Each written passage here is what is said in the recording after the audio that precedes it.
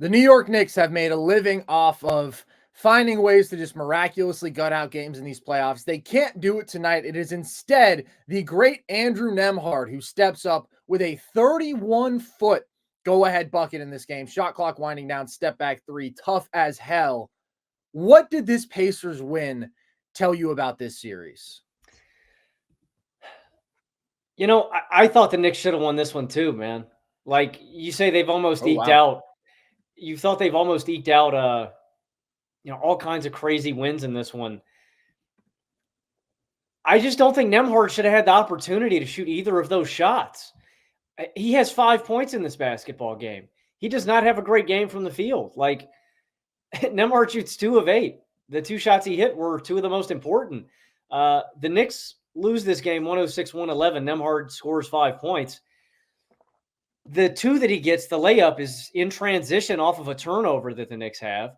And then the 3 is generated because of an offensive rebound that Indiana got. And they grabbed a ton of offensive rebounds late in this game. I don't know why Tibbs was trotting that lineup out, Carson. We talked about it last episode that they would have to maybe match bodies with Pascal Siakam down Mitchell Robinson, right? You don't have the flexibility, or OG Anunoby, excuse me. Like, you have the flexibility with Hartenstein and Robinson for 48 minutes at the 5, but now you don't have a guy who can match up physically with Siakam. So I wondered, are we going to get more Chihuahua minutes? In the closing stretch of this game, like literally the entire fourth quarter, we have a significant portion where we get Brunson, DiVincenzo, Burks, Hartenstein, and then the closing lineup is Brunson, DiVincenzo, McBride, Hart, and Hartenstein. And they were just physically overmatched. Like there's a possession down the stretch where Siakam just overpowers Josh Hart on a layup.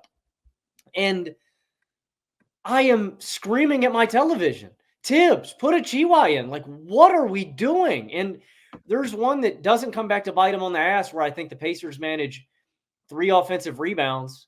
Nothing comes to get them. But again, there is a crucial offensive rebound that does come back to get them. And so I just thought if the Knicks had a Chihuahua out there, it gives them a better chance to match up physically. Maybe Siakam doesn't get that easy bucket. Maybe you grab a couple of those rebounds. Like they were really physically outmatched in the fourth quarter and really undersized. I don't know why they went with that lineup. And then the other thing that kills the Knicks in this game, they survive a Brunson really bad first half. He steps up to task in the second half.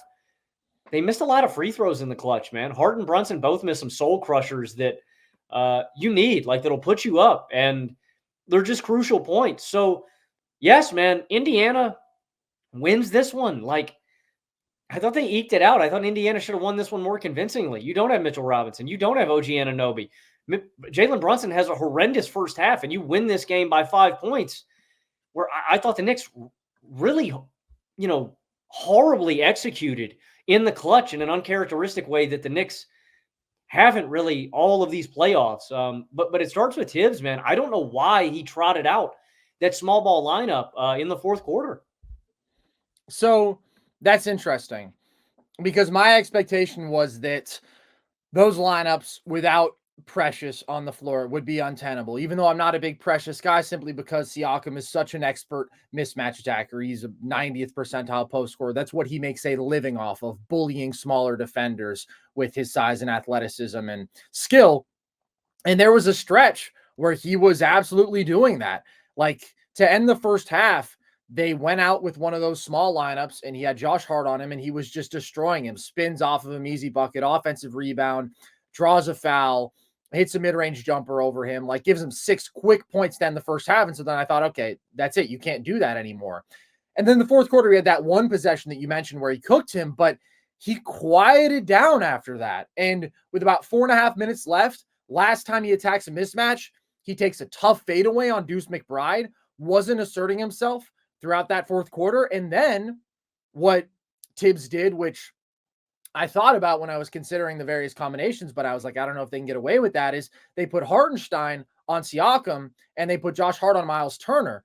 And that really is the better look because even though Turner has the more overwhelming size advantage, Siakam is just much more inclined to actively attack that mismatch, to post up and say, all right, get me the ball. I'm going to go to work here, even though he didn't do that enough down the stretch. And then he's not just going to score at will against Hartenstein. He doesn't have a big enough quickness advantage there. The one time he went at him down the stretch, he shoots a mid-range jumper over him. You'll take that as the defense. And Miles Turner is just acting as a floor spacer in the corner. Now, I don't agree with that. I still think even though it's not his game to post up in mismatch attack, he's good enough at it that if you're going to put Josh Hart on him, like you just have to try to play those looks off the floor if you're the Pacers, because otherwise the Knicks have too much offensive skill on the floor. Like you want to bog down their spacing with Precious out there. Turner was a 74th percentile post scorer this year. We saw it in game 1, right? There's a couple spots where he gets a mismatch and he's scoring easily on the low block. So I was surprised that they never tried to exploit that. And if they don't, then I think the Knicks can play those looks. Now, you mentioned Indiana got some clutch offensive rebounds. They had 3 of them in the last 2 minutes, which is absolutely big. But what's interesting is all of those were generated by wings because Miles Turner isn't crashing the glass. Miles Turner catches both the rebounds off of tips, like he's on the perimeter. So I just think unless Indiana like exploits those looks, then New York can potentially play them going forward because I think Deuce McBride is better than Precious. Now, I expect Indiana to be more aggressive trying to play those looks off the floor, but like even the last possession of the game, dude, it's like Miles Turner has Pascal Siakam on him. Hartenstein is switched out. Nope, that's not true. Miles Turner has Josh Hart on him. Pascal Siakam has Dante DiVincenzo on him because they've switched the pick and roll, and Hartenstein is on Haliburton. And it's like you don't try to get either of those guys the ball. That to me was more frustrating from Indiana's side than what Tibbs did playing that small lineup.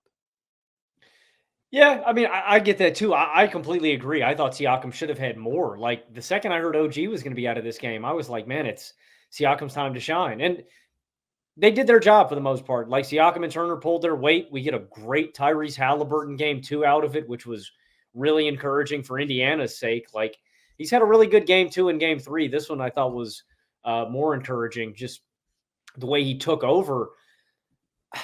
I don't know. I'm conflicted, man. I really do think that if New York had a Chihuahua out there, it makes a big deal. He's just so much the better defender, and like they just physically look so tiny, man. They just I don't think those lineups are tenable. I think when they have, you got to match it, man. And I don't care. Like I think you got to have 2 bigs out there when it's Siakam and Turner. You just can't have those looks. I'm matching those guys' minutes the entire way, and it's difficult, right? Because it puts the Knicks in a bind.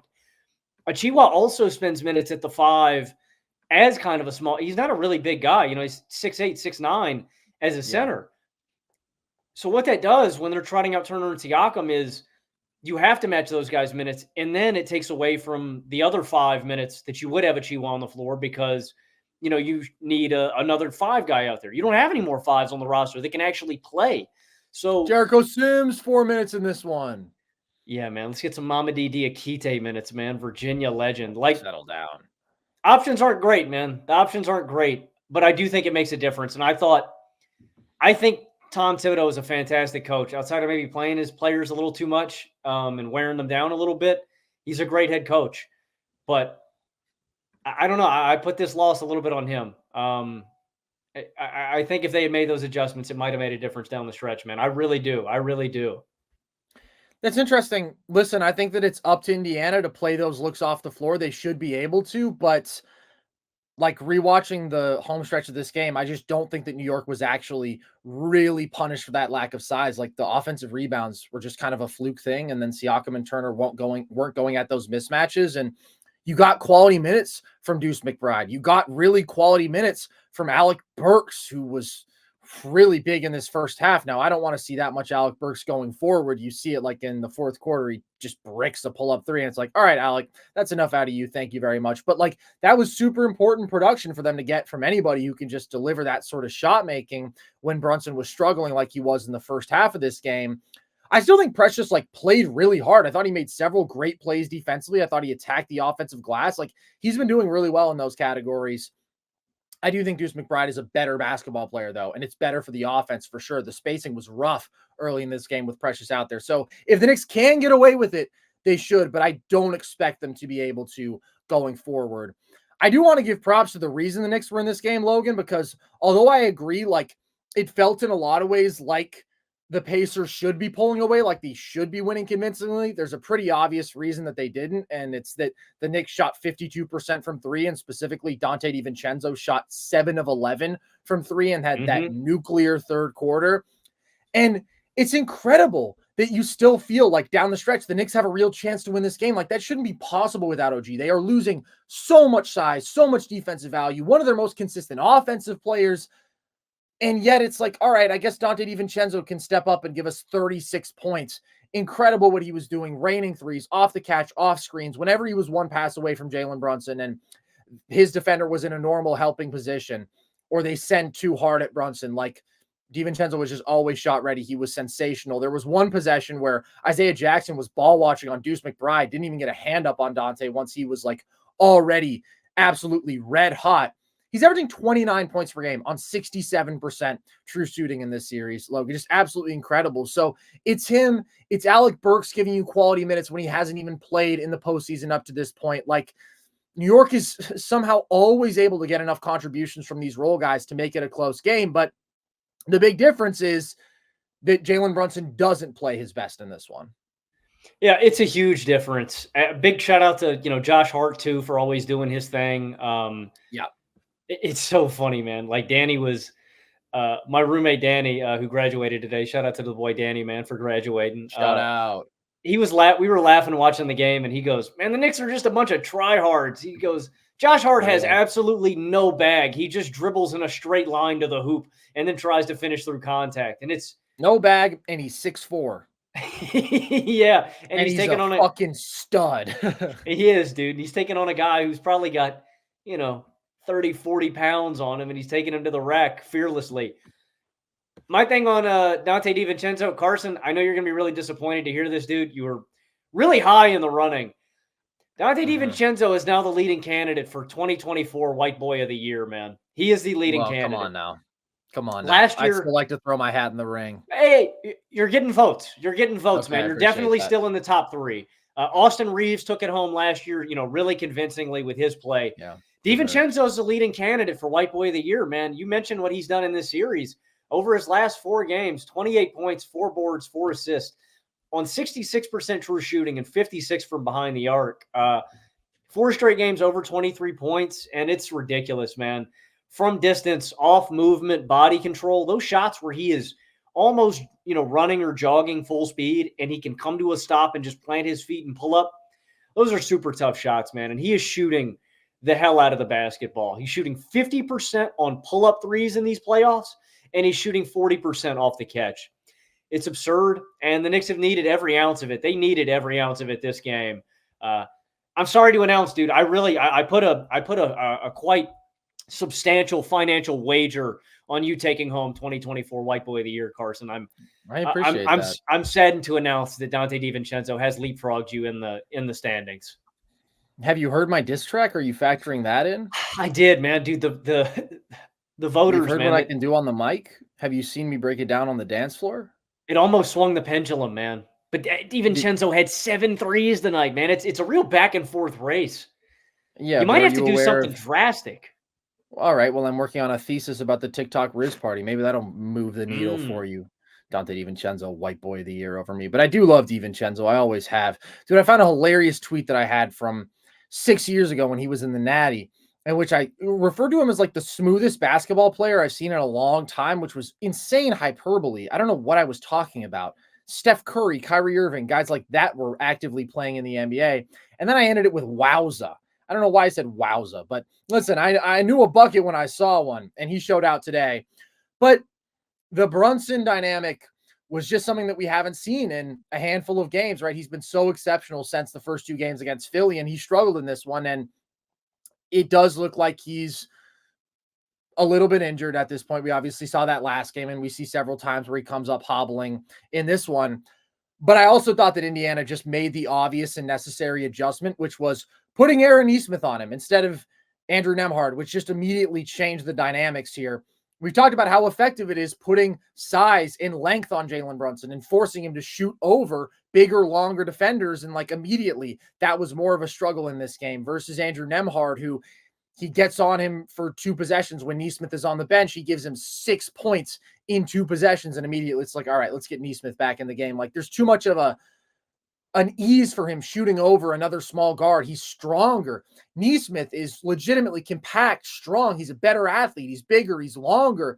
And he just is a better defender. Like he's more of a dog too. He's fighting over screens. He's playing him quite physically at the point of attack, picking him up full court, denying him off ball, son, and just making it way harder to create separation with that pursuit around screens, and then recovering really well. And again, mostly sticking with Brunson on drives. And it's super hard to get a mid-range jumper, super hard to give a floater over Aaron Nesmith compared to Nembhard. He was 2 of 9 with 3 turnovers in the first half when Nesmith was guarding him, Jalen Brunson was. And he made some tough shots down the stretch in this one. Turnarounds, hit a step back 3 over Nesmith to tie this game, made some big shots, and he's clearly banged up. But I just thought that was a clear difference-making adjustment for Indiana. That is obviously the assignment going forward, because whatever chunk you can take out of Brunson's production is absolutely massive. He is responsible for creating the overwhelming majority of New York's team offense, and this was just a much, much better answer. And then Brunson obviously just makes the terrible decision on that game-tying 3 attempt where it really looked like he thought he was going to get a foul call, which... yeah, man, I'm not a huge fan of that on a game-tying shot. You're probably not going to get that call, especially if you're clearly playing for the call, and he didn't, and then it's an air ball 3 and a wasted possession. But it was just a much improved matchup for Indiana. The Knicks are vulnerable like this, like with no OG Anunoby, with no Mitchell Robinson, with their depth stretched thin. Finding a key like this in the middle of a series is massive. You're right, dude. Any chunk you can take out of Brunson just hinders this offense in a massive way. And shout out to DiVincenzo and the heater that he's been on and the way he's taken up in White Boy of the Year polls. But I don't expect him to shoot like this every single game. Like, that's what kept the Knicks lingering around in this one and hanging around. Mm-hmm. And I don't know. It's just not a great formula. And if Nesmith can lock him up like this, the way he did, and credit to Brunson for what he got late. He has another one where just so physical, man, gives Nesmith that elbow, get off me, bangs the mid-range pull up. He does miss a lot of easy shots late, too. He misses a layup off of an offensive rebound. He misses a floater. He clangs a point-blank layup in this one late. But the most egregious miss was that last one. What are we doing, Carson? One, this is the final possession of the game, man. Like, potentially. Like, you may not get another chance with the ball in your hands. So I'm either taking the clock all the way down and we are generating the best shot we can find. I'm definitely not putting up a jumper with 3 guys on me, with time on the clock, deliberately foul baiting. That was my issue with it. It's like, bro, you weren't even trying to make a shot. You were just trying to flail yourself around, so you got a whistle.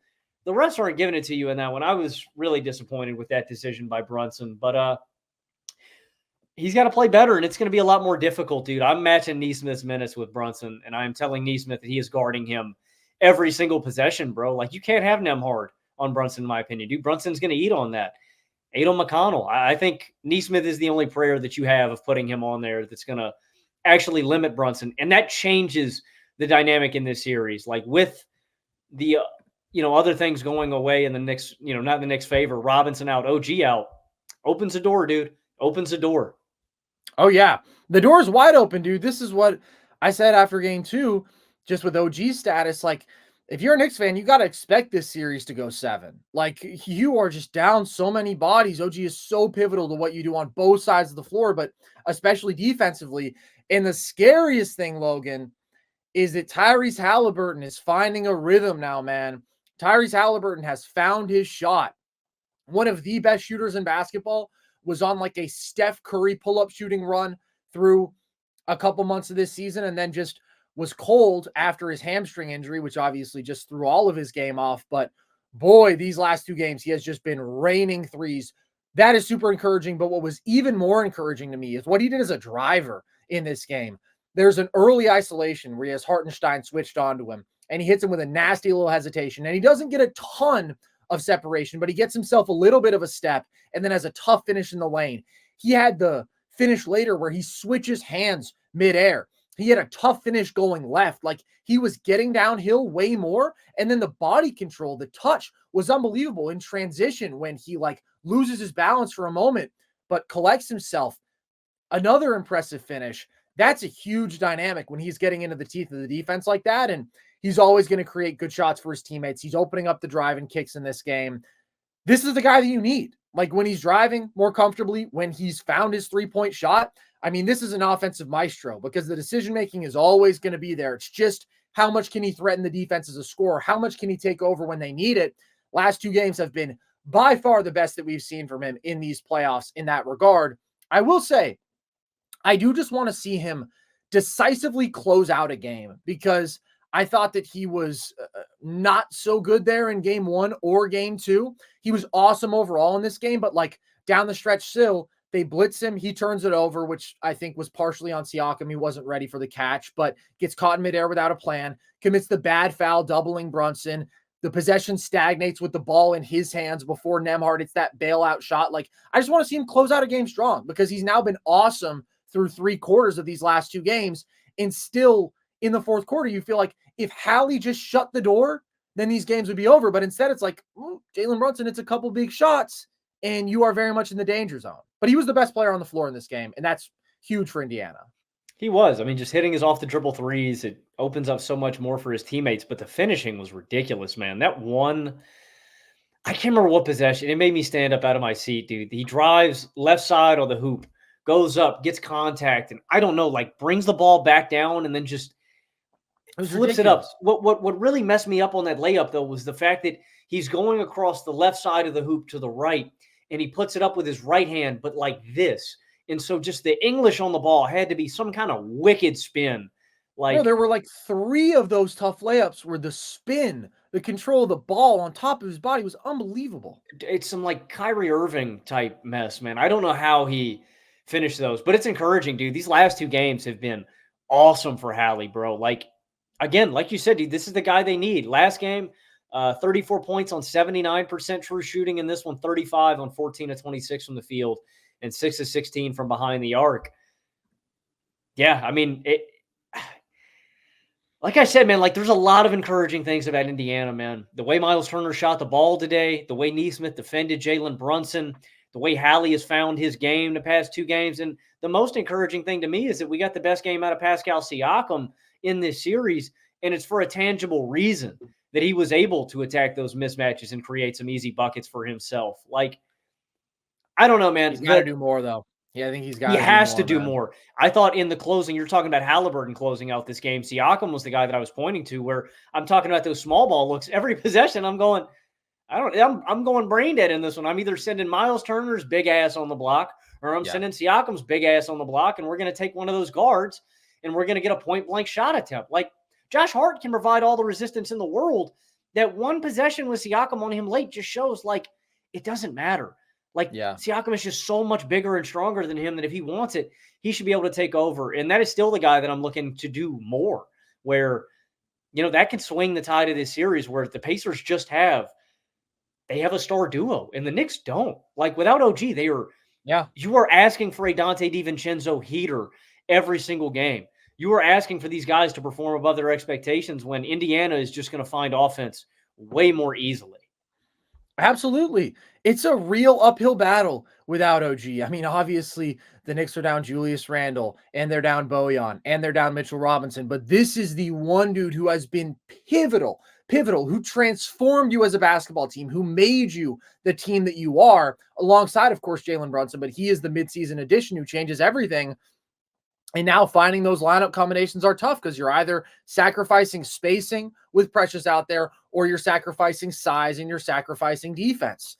And as you said, Indiana has 2 of the 3 best players on the floor. When Hallie is like this, like, okay, this Hallie can go toe-to-toe with Jalen Brunson.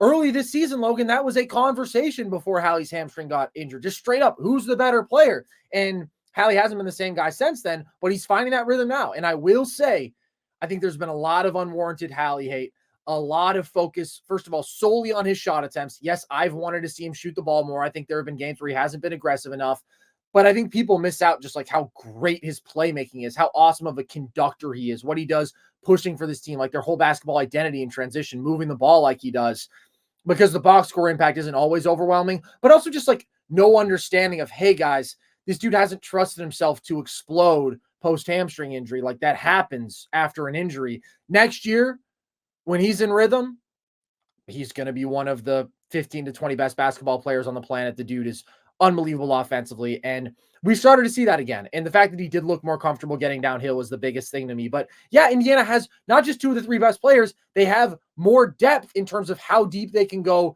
in their bench. They have more offensive weapons up and down the roster. I mean, down to the Ben Shepherds, the Obies, the TJ McConnells, like all of these dudes produce offensively. And that's why you need Brunson to be amazing. And you need to continue to pull out your Knicks clutch magic. And you need to win in the heart and the effort categories.